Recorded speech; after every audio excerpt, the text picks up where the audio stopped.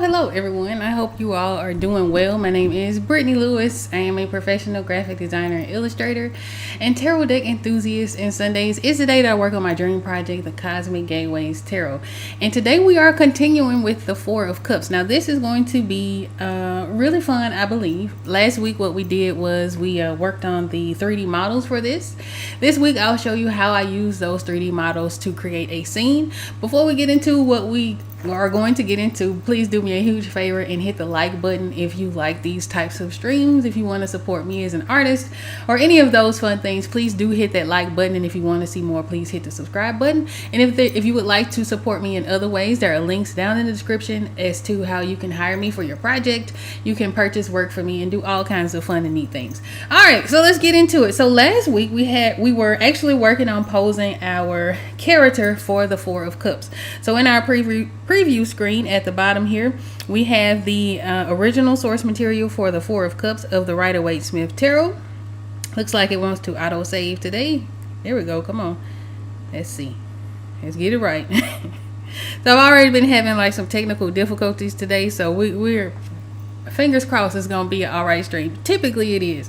All right, so we have the Four of Cups from the Rider-Waite-Smith, and it depicts a person sitting by a tree. They are staring at three cups that they already have, and there's a hand reaching out from the clouds offering them a new cup. The hand is the actual hand from the Ace of Cups, which is a sign of new relationships and new things and new opportunities. And this person's not really paying much attention. So I wanted to play up on that story. And one of the things that I really have been enjoying about creating the Cosmic Gateways Tarot, specifically the Minor Arcana, is being able to play with stories. So this is the set of 3D models that we worked on last Sunday. I was posing the female character.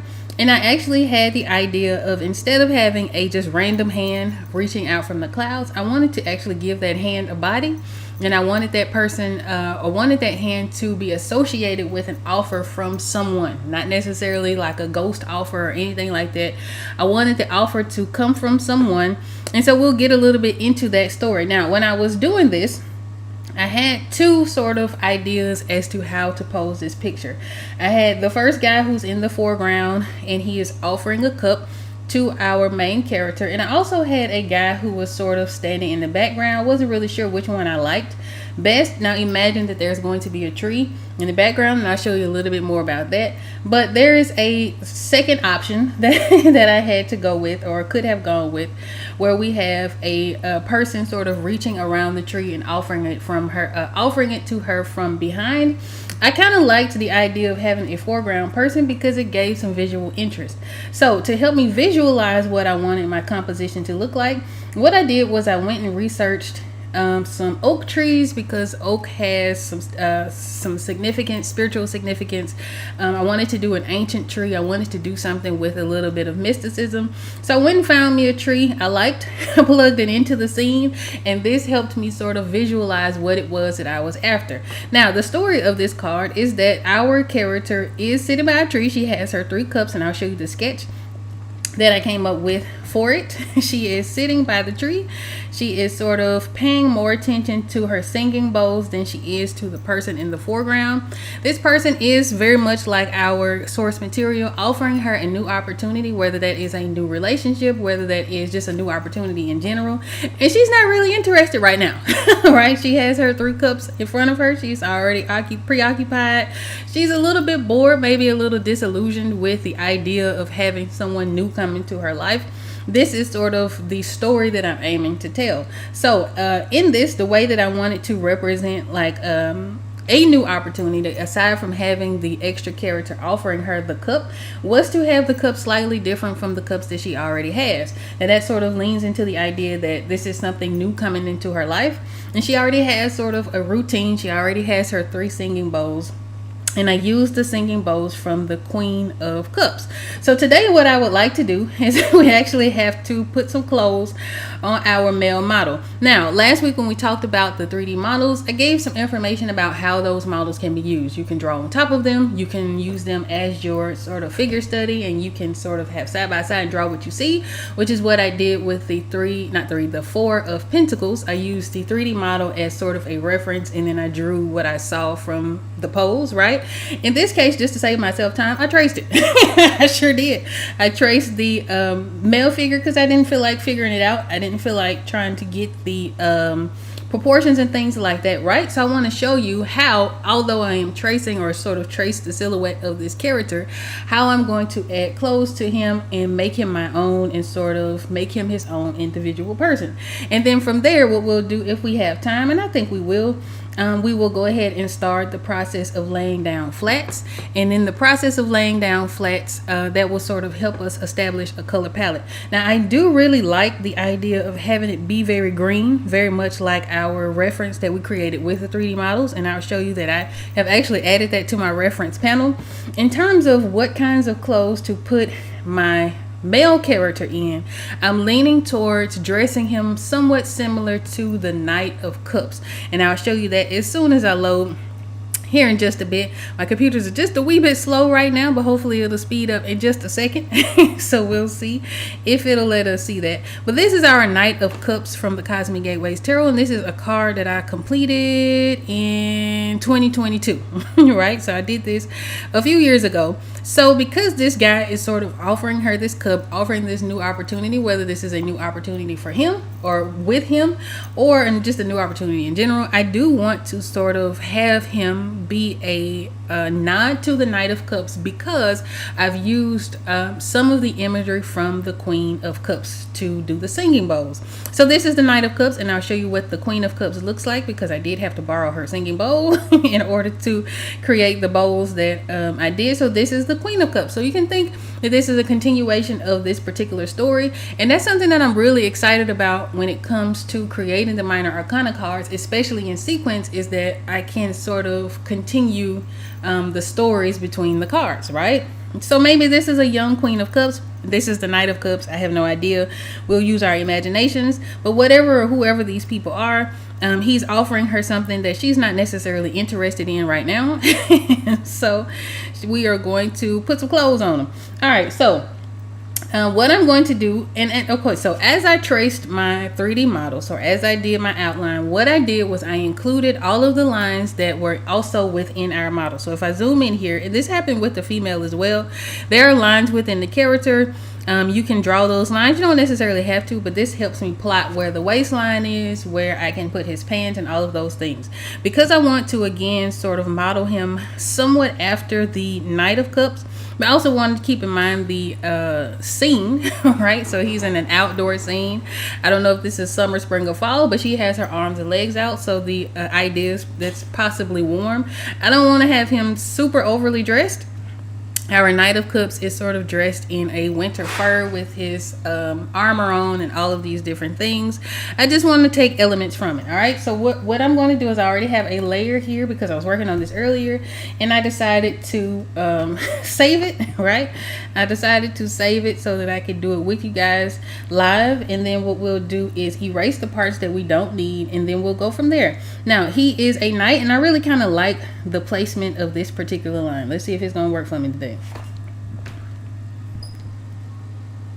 Oh, all right, there's a lag on my end. There we go. All right. So I like this sort of line here. So what I would like to do is actually draw him in sort of a vest type of situation. So maybe he's in his summer armor. I also have a line for where the neckline would be. And then he has a second arm, so we'll just sort of bring that summer armor out. We'll also have to keep in mind that some of this is going to be cut off, right? So where I have it set up, and I'll zoom in here for you guys to see it, there are some faint blue lines within this card, the way that I have my document set up, right? So this first line represents the border. So any of my cards that you guys have seen across the internet, there is a gold border. This line here represents my gold border, right? These two lines represent the part that'll be sort of cut off when it goes to print. So all of the information, and this is all the way around the card, all of the information that falls within these two lines, I don't necessarily want that information to be anything important, right? So whenever I'm setting up a scene, whenever I'm creating a composition, I want to make sure that nothing important goes there, right? Or nothing important goes too close to that space. So that's my sort of bleed line. So what I'm going to do is just none of that is important, so we'll just draw it in. I don't have any, not too much information, but I do also want to keep in mind that these may be canvas prints a little bit down the line, right? So I have to take that into consideration as well, just sort of thinking ahead. All right, so I want his armor to sort of reach out just a bit, like so. And I want to, again, I kind of want to do like a vest, but I want it to be styled after his Knight of Cups, right? Now, I don't know how short or long I want that vest to be, but I do want to lean into this sort of, not loincloth, but this sort of cloth that he has out front. And I want to draw that in, and I want to connect it to his body, right? So if this is a vest, it might do something like this. And then we will add his armholes. So we're this, to me, sort of creating the fashions for my for my characters. Sometimes it's difficult, sometimes it's not. What I typically do is what I do with all of the characters. I will do a reference. I will try to find references. In this case, we are using the Knight of Wands as a reference. Now, right now, we have a very new character. My cat just came to join us. Hey, Bob. I'm going to move that out the way so he can sit here and watch me draw as well. All right, so while it auto saves, we'll sort of think about what it is that I want. So I do kind of want to, again, lean into this sort of loincloth thing in his side, like hip armor. All of this I made up. I actually kind of used one of the characters from Black Panther as sort of a reference for his armor in the Knight of Cups, just because I liked the way that they mixed the fur and the sort of the hard steel and all of that. I'm just going to do the same thing here, right? So I'm going to add in this sort of apron, right? Also, again, keeping in mind that it's quite possibly hot where they are. So I don't want to put him in like fur or anything like that, or too much armor, but I do want it to feel as though he is, you know, in his regalia, right? And he's sort of offering her this. He's her knight in shining armor, right? So he's offering this opportunity for a new relationship. Maybe they had an old thing going and he's trying to come back and get it sparked up, right? Maybe that's the scenario. But we're going to add just tidbits, and I'm just making stuff up, right? I'm just adding shapes and making stuff up. And nothing has to be perfect. I'm never really reaching for perfection. I'm just sort of laying in information. If I like it, I'll keep it. If I don't, maybe we'll try something else. And that's kind of how it goes. I used to be, as an artist, very self-conscious, right? So I was always afraid to make mistakes. I was afraid of getting something wrong, right, in the process of creating. But I feel like the more I've done it now, I'll be 39 next month. And I've been an artist my entire life. So the more that I create and the more that I'm comfortable with myself, the more I'm comfortable with the idea of making mistakes, the more I'm comfortable with sort of rolling with those mistakes and realizing really there are no mistakes, only happy accidents, right? The easier it is, I find, or the easier it has been to just roll with it, right? Just sort of add things that seem like it makes sense, right? Or they feel like they should make sense. So this is, this is his back. So let's see, we have to decide how much of his back do we want to show, like his actual skin. Do we want this to curve around his back, or do we want it to actually be a part of, have it like all the way covered, maybe? So maybe we'll give him an armhole instead of having it open, and that'll sort of bring this in like this.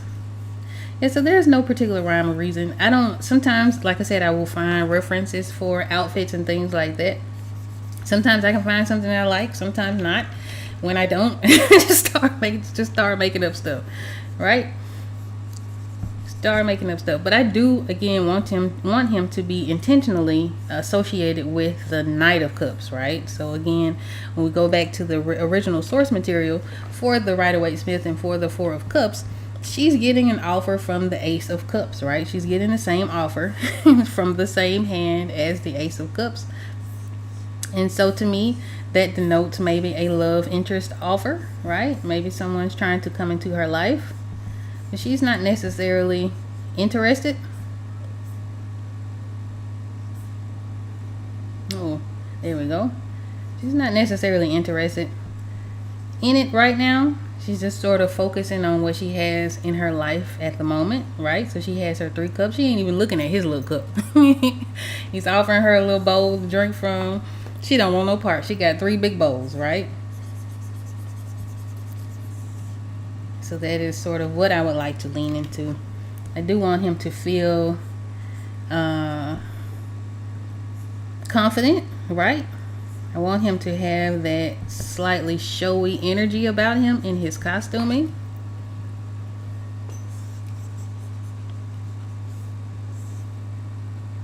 And so we're just going to add lines. Now, I don't like this tail feather. Kind of reminds me of a turkey. So we're going to take this out. Just for now. Alright. So in terms of his arms, I think I'm going to let his muscles show. I think I want his muscles to show. And perhaps we will kind of give him some shorts as well. Since it's hot, I'm sweating right now. So we're going to use that in our illustration, right? Because art often imitates life. So if he were wearing shorts, it would be something like this. And we would see the split between his legs, like so, right? And maybe he has like some side armor or something like that. We don't have to be perfect. We just want to make stuff up, and then we'll make it look good in the end. I don't like how that looks, so we'll just erase it, right? Just sort of how it goes. But we're using the guidelines again from our original sketch, because this is going to help us sort of figure out where we want to place things, right? So if you have this tool at your disposal, use it, right? There's absolutely no shame in tracing or doing anything like that if it's going to help you get to where you want to get to. And tracing doesn't necessarily guarantee you know how to color it. So do what you got to do. All right? Do what you got to do. All right. So I think I would like for it to go something like this. A little more, right? And if I go back to my Knight of Cups, let's see what his looks like, what kind of design he has. If I have that there, I don't necessarily have to worry about what's going on with his butt because it's covered up, right? So as soon as that comes, we'll look at that. But in the meantime, just to remind you guys of what the Cosmic Gateways Tarot looks like. So this is a project that, again, I started in 2019. And I'm really excited because I am actually 1 card away from being halfway done. So I'm extremely excited about that. Now that we are in the minor arcana cards, it seems to be, now we're past, I think, the 3 of Cups. Things seem to be moving a whole lot faster than they were. So I'm really excited about that. And again, when I'm working through the minor arcanas, what I'm finding is that I'm able to sort of tell a story a little bit better than I was in the major arcanas, because the major arcana cards deal more with archetypes, right? So these are big movements, these are pivotal moments in our lives, and each of those characters represents a large movement, right? So a large aspect of something that we're going through, archetypes, right? So when it comes to the minor arcana cards, we're dealing more with the mundane, we're dealing more with scenery and being able to tell stories. So I'm really excited about that. And I'm really happy with it. So I think Wednesday we'll be working on the 4 of Pentacles. So I started it last week, and we're close to being done. The only thing I have left to do with him is his skin, the background, and his shoes. Everything else is pretty much done. And so I'm really excited about that. So once I get that done, that officially marks the halfway point for the Cosmic Gateways Tarot. So I'm very excited about that. I'm so happy and thankful to have you guys here to witness this journey, right? And I feel really good. Now, again, motivation is one of those things that comes and goes. So I'm not necessarily depending on being motivated to do it. But I think the more you work through something, especially the more you do things creatively, the more you feel the need to continue, especially if it's something that you're passionate about, which is really important. And you also have to have a great bit of discipline. So having the discipline, having the drive, and the sort of really strong desire to see this project to completion is definitely made a difference when it comes to getting this particular project done. So I'm really excited about that. So that'll be card number 39. That'll be card number 39. 39 is our halfway point. There will be 78 cards in this particular project. That is the number of cards in the Rider-Waite-Smith deck, which is what this project is modeled after, right? So there'll be 78 cards. I remember in the very beginning I was like, well, I should do 80, right? I should do like some bonus cards. That'll be a whole lot of fun. It's taking me this long to get to 39, right? So I think I'm gonna stick to 78 for now. If I do something like a special edition or something like that, maybe we'll add some additional cards to it.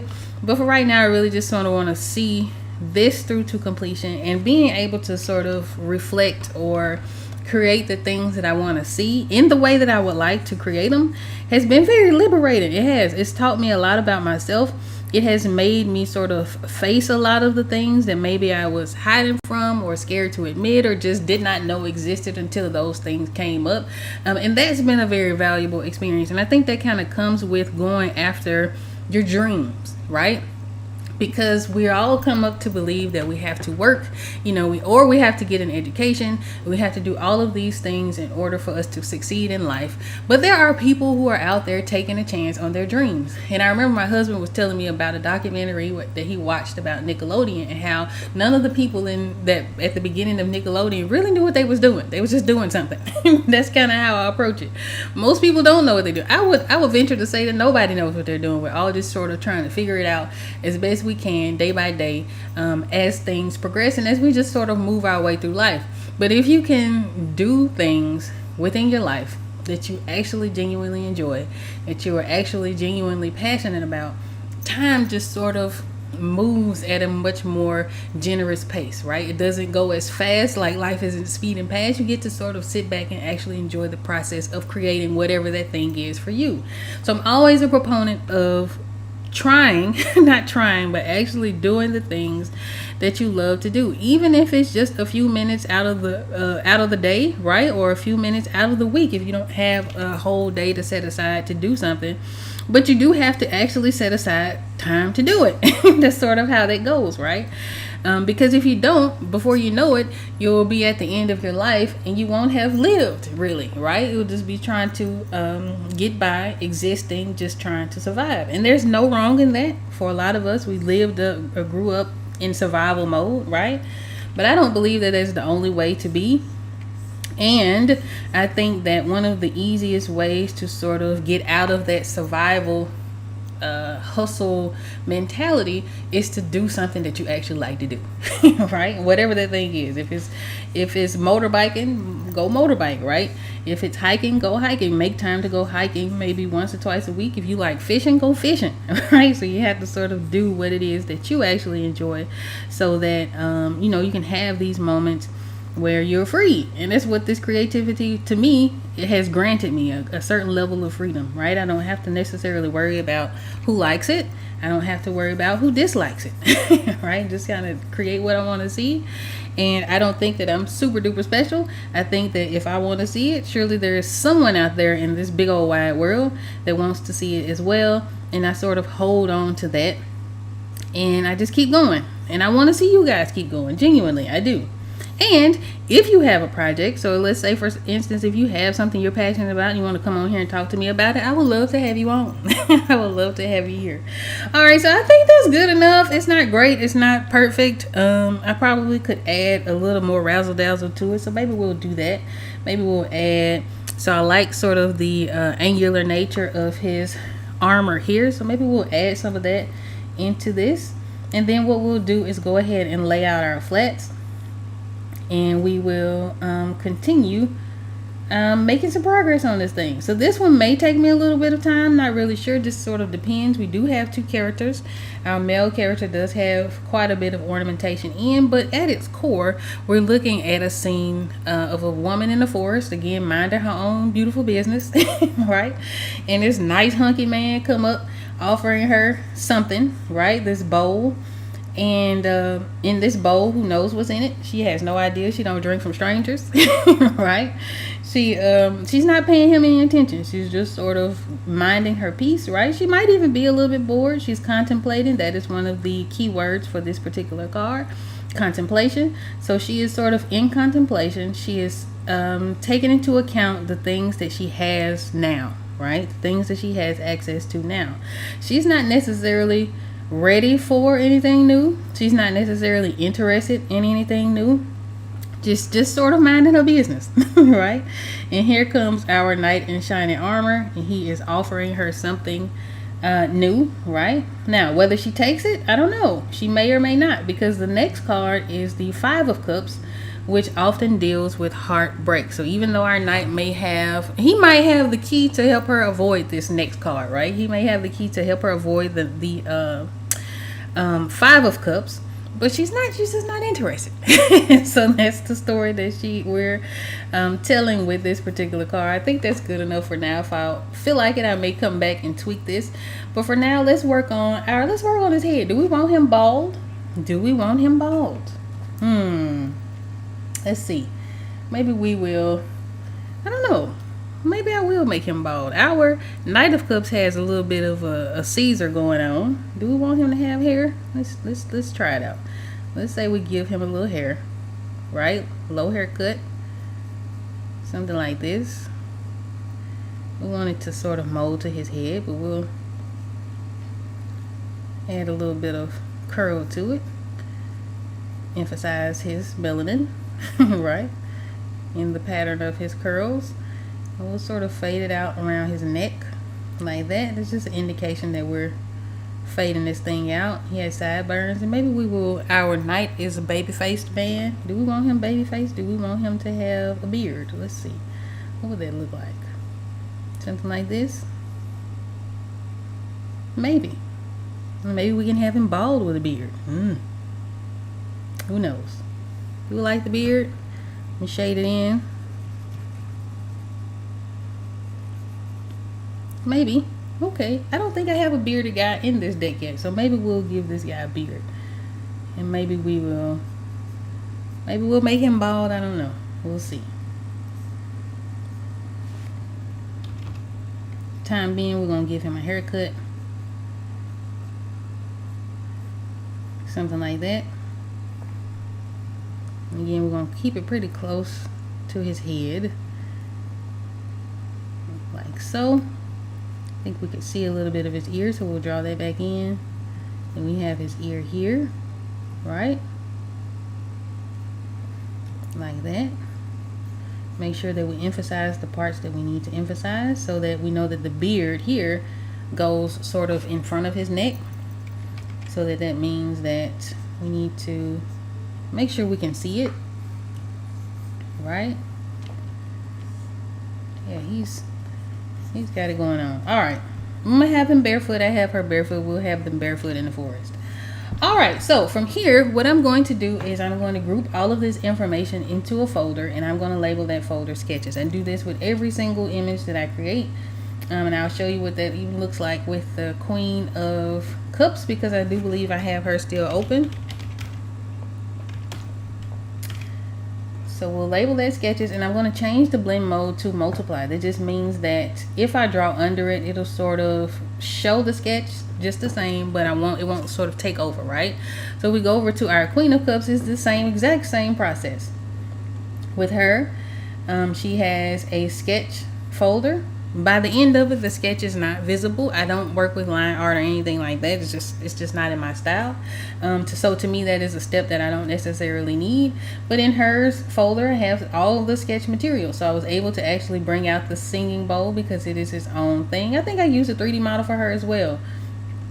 So we have all of this information, right, that helps us create this particular image. And then under that, I have all of my color information, and so that helps me figure out what I am. And I try to keep all of my layers labeled, right? That helps me, because at the end of any project, I could have anywhere from 20 to 50 layers, and if I don't have them labeled and I'm looking for a specific thing within the layers, it can be kind of difficult to sort of find elements within my picture. So I'm going to close this out because I do believe it is taking up quite a bit of RAM. We don't want to save that because we're pretty happy with it. And I'm going to close out my 3D models, because the more information we add to our original file, the heavier the file is going to be and the more strain it is going to have on our computer. right? So for those of you interested, I am working in Clip Studio Paint, and this is specifically version 1, right? So I'm doing all of this with the 3D models and all that in version 1. The newer versions, to my understanding, have a really nice, they've upgraded the 3D models so much so that I think they even include eyes and sort of facial feature placements now, which I think is really nice. So that's pretty cool. Version 1 right now is doing it for me.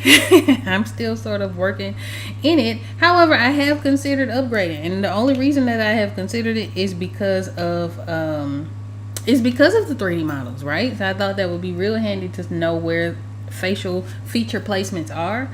But it's not really not super duper important yet. It's still working right now. We're still working and doing all right. So what I just did was I grabbed a green from my source material because I kind of like how green and lush this particular image looks, right? So this is the reference that we created with the 3D models in a separate file, exported it, and this is now becoming my main reference. I kind of like this. I like the greenery, right? But I think that the green that I chose was a little bit too bright, a little bit too sort of limey. So what I'm going to do, or I guess it's not necessarily a cool green, it's too warm. So what I'm going to do in my hue and saturation panel here is I can actually change the color. So if I wanted to go with like an orange color, if I wanted to do like something like a yellowish green, I can do that. What I want to do is tone this down, and I actually want to desaturate this green, right? Just a bit. I just want the tone. I don't necessarily want the green itself because this is going to get covered up as well. So I'm going to turn down the saturation. I'm actually going to make this slightly darker. I don't like how yellow this is, so I'm going to play around with the hue. Take it a little bit closer to blue.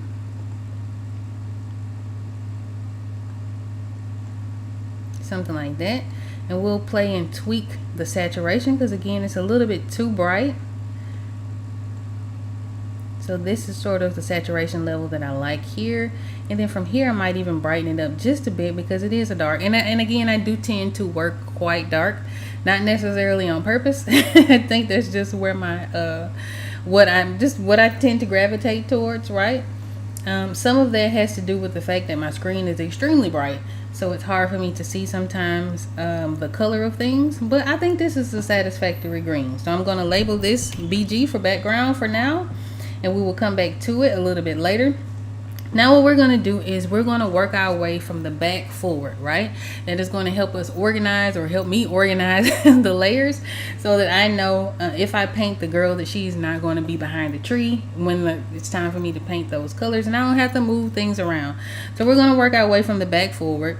I do like the green in the back. Maybe I don't know, maybe we'll play with green. Maybe, you know what? Let's do this.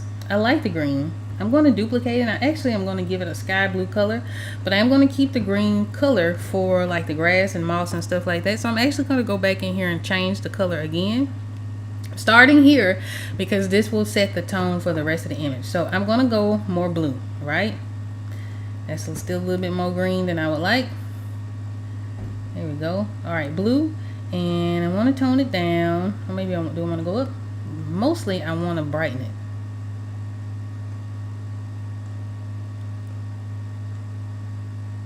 Right, so something a little bit like this, and then I'll keep that green for my ground. That's what I'll do. All right, so I like this. Let me take the saturation down just a bit. If I take the saturation down, I want to drag the lightness up, or sort of the luminosity up. There's no rhyme or reason. That is just a personal preference, but I like that a lot. All right, that works. All right, so we're going to call this BG blue. And then I'm going to use that green. I'm actually going to carve it up a little bit. We're going to move it up ahead, and we are going to take out the parts that we don't want green, which in this case is everything above this point. I'm just going to select it very quickly, very easily. Waiting on it to catch up to me. Like so, and I'm just going to delete, and that should leave me with the blue background and the green on the bottom. Works fantastically. All right, so I'm going to relabel this the ground. All right, now the next thing that I want to color in, just working our way from the back of this scene forward, is the tree. I'm going to also use my lasso tool. Typically what I would do is I would color this in from scratch, but I'll save that for the people. I'm just going to lasso this in. I typically use a poly lasso that lets me get sharper lines. I'm trying this out. This is the just original lasso tool. Trying out to see how I like it. We're going to go something like this. Then we're just sort of tracing the outline. And I'm always expecting to have to clean this up. So even if I do this, it's not necessarily going to be perfect. I'm not necessarily reaching for perfection. I just want to get the broad strokes of this tree outlined. And then once we do that, once we get our flats in, then we'll probably call it a string. So I got the broad strokes of this. Now if I wanted to add to this, let's say for instance I have this area very close to the edge, all I would have to do is hit the shift key and draw the area in that I want to add. If I want to take something out, then I would do the alt key, and I can just tighten this up a little bit, right, and make it look a little bit neater. We'll take this part out, right, we'll clean this up down here. And we'll add this in as well. And maybe we will clean this up just a bit. And we'll just add and take away the parts that we need to, so that when we fill this in, we have the bulk of what we want colored in, and we won't have as much cleanup to do a little bit later. But there is a cleanup to be expected. In my case, I've seen people do this, and I think Loish, there's an artist by the name of Loish who does this extremely well, and she just sort of selects it and goes, right? For me, I like to clean things up just a bit. It doesn't have to be super fancy or anything like that, but just a little bit. And we're just gonna dump that in. There we go. All right, and then down here at the bottom, it seems to be, well, she's going to get covered up here, but if she weren't sort of sitting here, I would make sure to cover that up as well. Same down here, but I know that those aspects are going to be colored in a little bit later and covered with other parts of the picture. All right, so now the next, oh, you know what, let's do this. Let's put the tree on its own layer.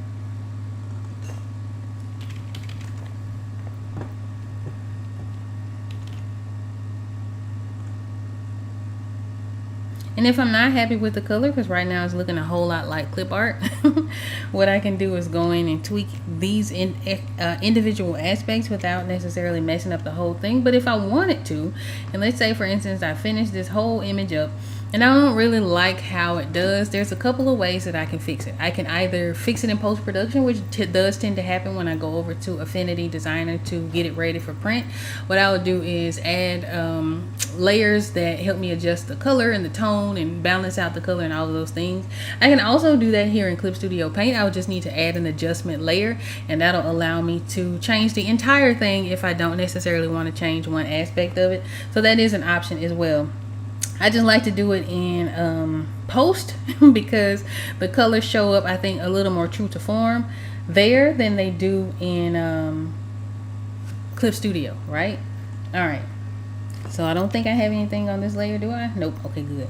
So this layer is going to be for our main character. So this is going to be her skin. And we're just going to pick a beautiful brown. I tend to go for a reddish brown. I might go something like that. And in this case, what I'm going to do is actually paint this in. And again, I am probably going to need to clean this up later, but I'm just going to paint in the sort of basic skin tone for her. Right? So all of this is skin.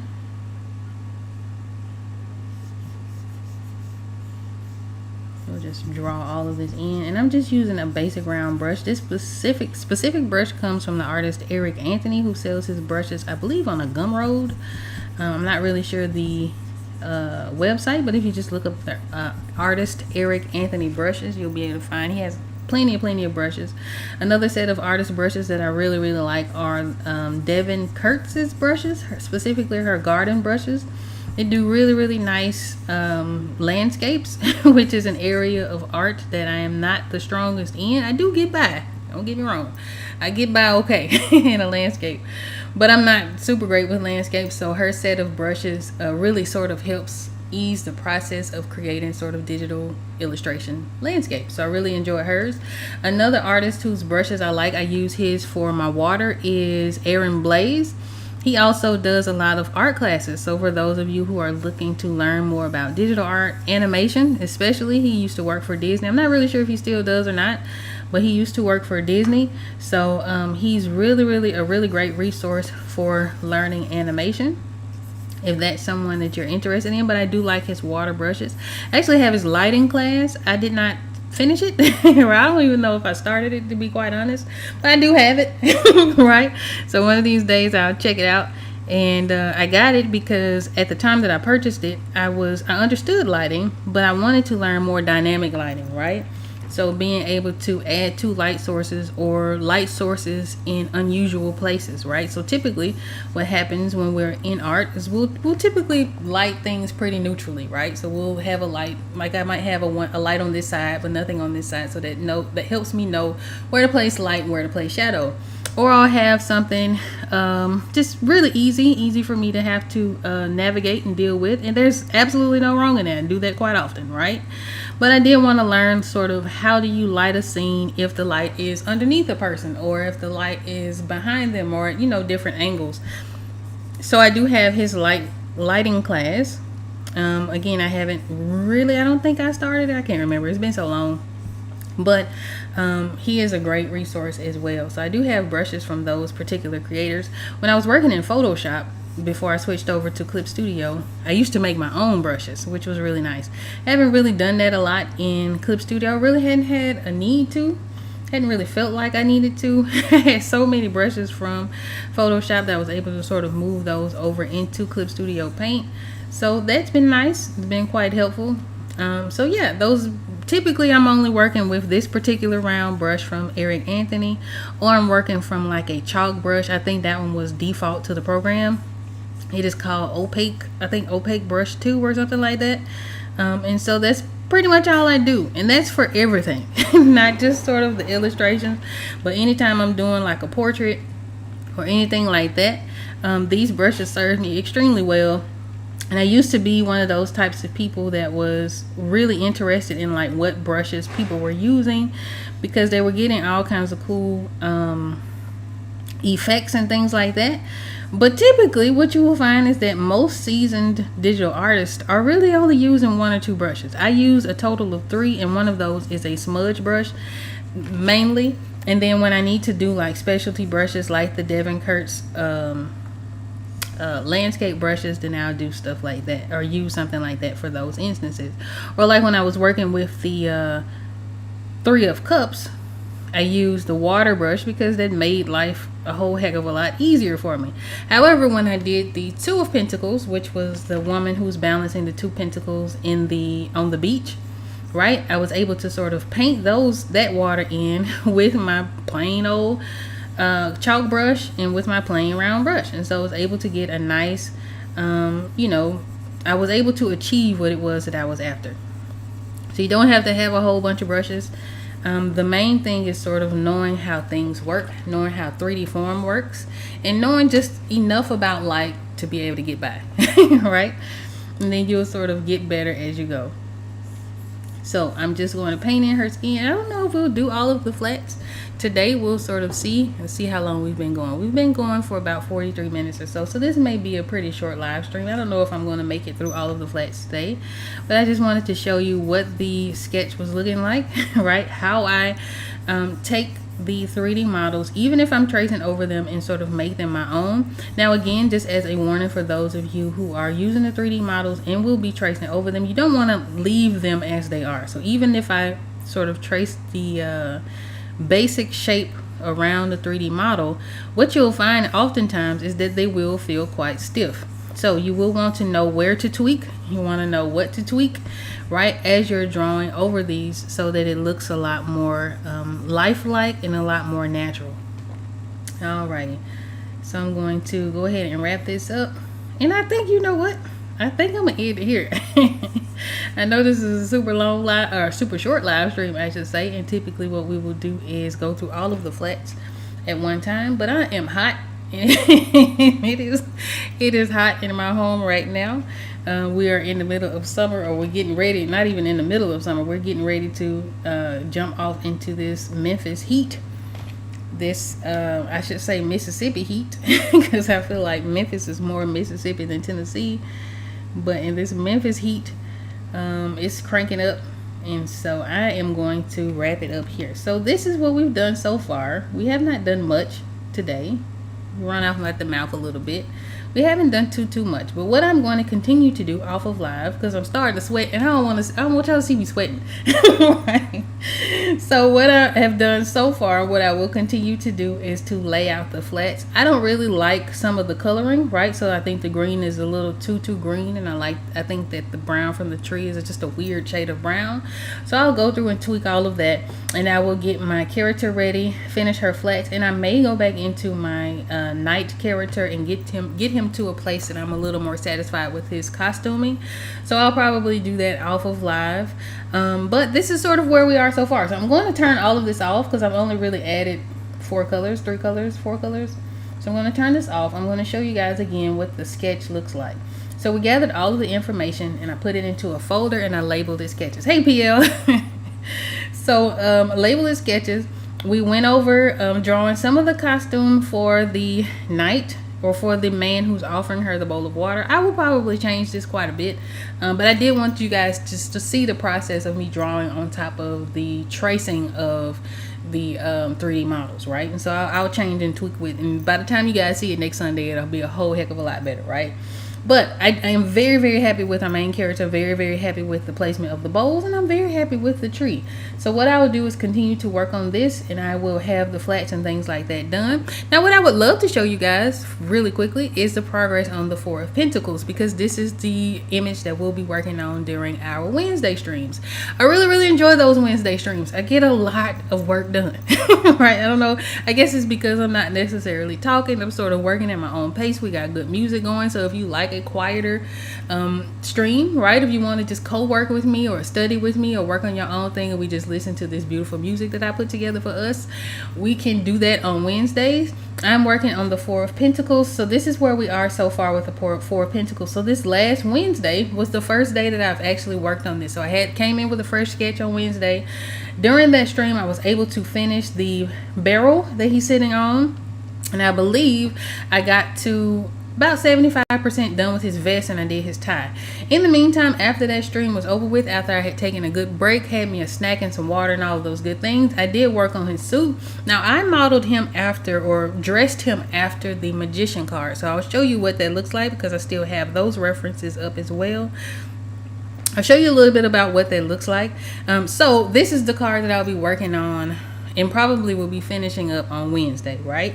I only have to add in a few more things. So I have him modeled after the magician reversed. So this is the reverse position of the magician. I love this card, child. I don't know if it's the mischief. He clean. He looked like a snake oil salesman. I like his hat, so I may transfer the hat from our magician over to the the 4 of Pentacles. I like this because, to me, now this is just me thinking it, so as you read these cards, you'll see whatever it is that you want to see in these cards. That's totally okay, right? But to me, because this card represents greed, because this card represents someone who's very comfortable in material wealth, but they aren't necessarily generous with it. They're hoarding it all to themselves, but they're also showing it off, because to me now, in the original 4 of Pentacles, the pentacle sits on his crown. It sits at his chest, covering his throat and heart chakra, and then he has 2 coins at his feet. He's not hiding his money, but he's not necessarily sharing it or being generous with it. And to me, it's a greed card, right? So I wanted to sort of mix that idea with the idea of someone who has it, or who looks like they have it, but they may not. You know what I mean? So I wanted to sort of play with that idea of someone who's showing off his wealth, someone who is showing us that he has all of these gold coins, but does he really, right? So I say that to say that I have him dressed similar to the magician. Now remember, our major arcana cards are archetypes, right? So these are the main energy cards. So he's dressed a little bit like the magician, but I don't think that this particular person is an actual magician, right? So he's just sort of faking the funk a little bit. So this is a fun card for me. I believe in the background what I'll probably do is have him, I want him to be sitting by himself. I'll probably have him out in a field or something like that. I'm not really sure just yet. I'll show you what the original of it looks like, the original of the Four of Pentacles. So he's sort of sitting by himself. He has to sit in the background. He's by himself, right? He has his crown on. He's showing us that he has all four of these coins and he ain't sharing them with nobody. That is sort of what I'm going after with this particular card. So I'll be working on that Wednesday. Say all that to say I'll be working on that Wednesday. During those Wednesday streams, I don't do a whole lot of explanation, so I wanted to use this opportunity to share with you guys the progress on that particular card. And then next Sunday we will come back and we will complete, or we will start, I should say, adding details to the Four of Cups. I'm really excited about this one. Again, I love being able to tell a story and sort of expound on the traditional meanings of these cards and to be able to create new imagery, because each picture I make, sometimes I sort of know, like I have cards in my mind that I've been thinking about for years and years, and I'm just now kind of getting to drawing them, right? But sometimes I have no idea where this is going, right? So I surprise myself sometimes with the compositions that that I'm able to sort of come up with. I really like this one. I had my family input, their input on this particular card, just to sort of help me with placement. So I really like how this is turning out. I'm going to work again on this man. I'm gonna want him to be dressed lavishly, but I'm not quite satisfied with what he is, so I'm going to leave it here. So without further ado, thank you so much for everyone for joining me. If I didn't see you in the chat, shout out to PL, man. PL, you're always there for me. I appreciate you so much. Shout out to PL. I'm going to cut it short here, but again, if you would like to join me Wednesday, that stream will be at 12:45 p.m. Central Standard Time. It's 1:45 p.m. Eastern. So I'd love to see you there. I'd love to know what it is that you're working on. Until next time, I hope you all have a happy, creative, and prosperous day. Peace.